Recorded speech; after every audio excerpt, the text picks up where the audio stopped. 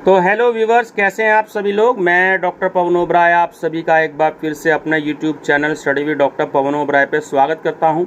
तो फिर से डिस्कस करेंगे फाइनेंशियल अकाउंटिंग की बुक के बारे में जो NEP 2020 में पूरे उत्तर प्रदेश में BCom सेकेंड सेमेस्टर में है।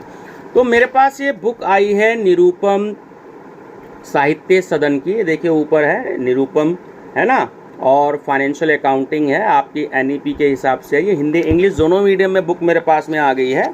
और अगर यहाँ ध्यान से देख लीजिए आप एक बार, फाइनेंशियल अकाउंटिंग है और जो इनके ऑथर हैं डॉक्टर संजय दुबे जी हैं, संजय बाबू दुबे जी हैं, और डॉक्टर SK शर्मा जी हैं, और डॉक्टर बबली चौहान जी हैं।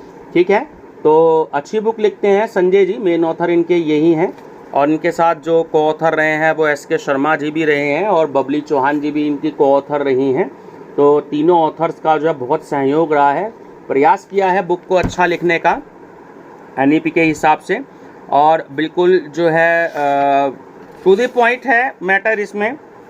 चैप्टराइजेशन की अगर हम बात करें तो देखिए ये आपका चैप्टराइजेशन इन्होंने अलग अलग पार्ट में डिवाइड किया है।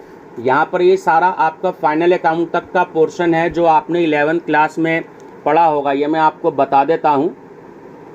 जो आपका इंट्रोडक्शन टू अकाउंटिंग है वहाँ से लेके फाइनल अकाउंट तक का तो आपका 11th क्लास तक का ही पोर्शन है जो UP बोर्ड और CBSE बोर्ड और ICSE बोर्ड सभी स्टूडेंट्स ने पढ़ाई है। उसके बाद जो है BCom के अगर हम चैप्टर्स की बात करें तो आपका ब्रांच अकाउंट है, इंसॉल्वेंसी है, हायर परचेज सिस्टम है, इंस्टॉलमेंट पेमेंट सिस्टम है, आपका रॉयल्टी अकाउंट है, और किसी किसी यूनिवर्सिटी में वॉइस अकाउंट भी है ना। तो ये आपके चैप्टर्स हैं, इंश्योरेंस क्लेम है। तो ये आपके जो BCom के चैप्टर्स हैं। तो बस एक चीज़ मैं आपको बताना चाहूँगा कि आप सभी स्टूडेंट्स जो हैं अपने प्रैक्टिस जो 11th के चैप्टर्स हैं उनकी भी करके जाइएगा, क्योंकि जो आपका 75 मार्क्स का पेपर होगा एक्सटर्नल का यूनिवर्सिटी की तरफ से, उसमें कम से कम 75 मार्क्स में से 35 मार्क्स का लगभग जो आपका पेपर है वो इंट्रोडक्शन टू अकाउंटिंग से लेके फाइनल अकाउंट तक आना ही आना है। अगर एक न्यूमेरिकल भी आ गया फाइनल अकाउंट का जैसे लास्ट ईयर आया था तो वो सीधे सीधे 15 नंबर का होगा। तो आपको ध्यान रखना है। ठीक, बुक की मैं बात करूं तो फर्स्ट चैप्टर कल्याण सुब्रमण्य अय्यर का जो चैप्टर ऐड किया है इस बार इन्होंने सिलेबस में NEP में, तो यहाँ से उसकी स्टार्टिंग दे रखी है। तो ये आप उसकी स्टडी कर सकते हैं। और बाकी जो है इंट्रोडक्शन टू अकाउंटिंग से आपका स्टार्ट है मेन। आपने 11th में पढ़ा है तो ज़्यादा जो है इसमें आपको पढ़ने के लिए इस बार टाइम नहीं मिलेगा। तो ये आपके चैप्टर्स हैं। आपको बुक अच्छी है, इजी लैंग्वेज में लिखी हुई है। और लास्ट में इस बुक की खास बात ये है कि इन्होंने चैप्टर के बाद में जो है MCQs भी दे रखे हैं, जैसे लॉन्ग आंसर टाइप है तो इसके बाद जो है MCQs भी दे रखे हैं। देखिए काफ़ी सारे दे रखे हैं, यहाँ भी हैं और यहाँ भी हैं, और इसके बाद जो है इनके जो आंसर भी हैं वो इन्होंने यहाँ पर पीछे दे रखे हैं। और एक समरी भी दे दी है 10-12 लाइन की, किसी में आधे पेज की है, किसी में 15 लाइन की है, किसी में 8-10 लाइन की है। तो समरी से जो है आपका एक तरीके से उस पूरे चैप्टर का रिवीजन हो जाएगा, आपका जो बेसिक है वो आपको पता लग जाएगा। तो मेरे हिसाब से अच्छी बुक है ना। लैंग्वेज सिंपल है और जो है न्यूमेरिकल की जो आप प्रैक्टिस बहुत अच्छे से कर सकते हैं।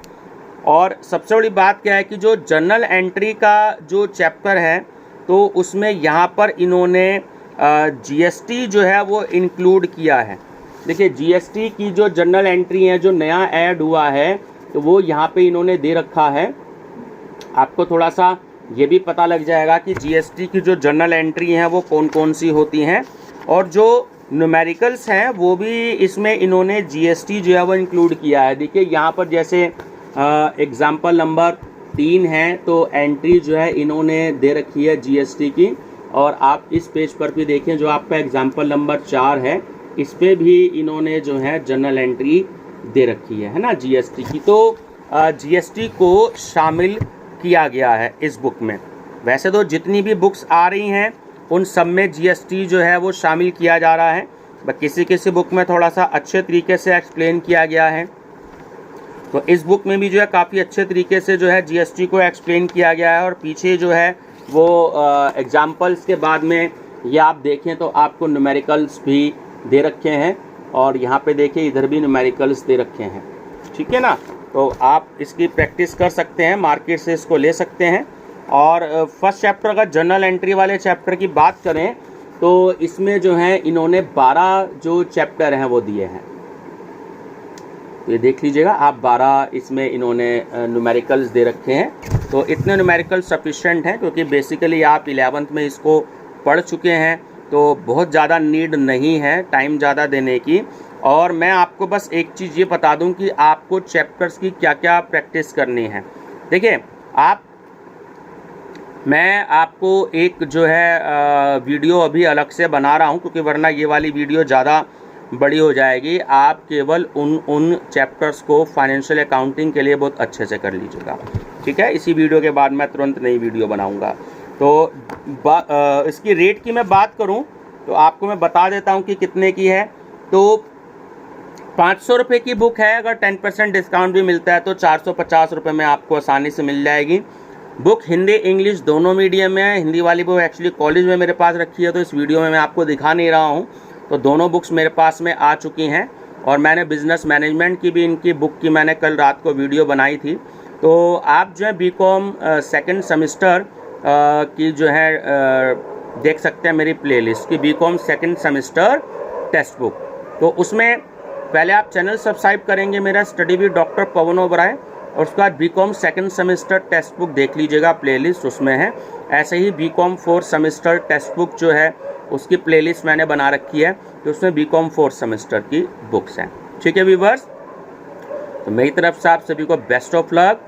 BCom second semester unsolved paper भी देख लीजिएगा, प्लेलिस्ट मैंने बना रखी है, आपको मैं उसमें काफ़ी सारे क्वेश्चन पेपर अवेलेबल करवा रहा हूँ। Thank you.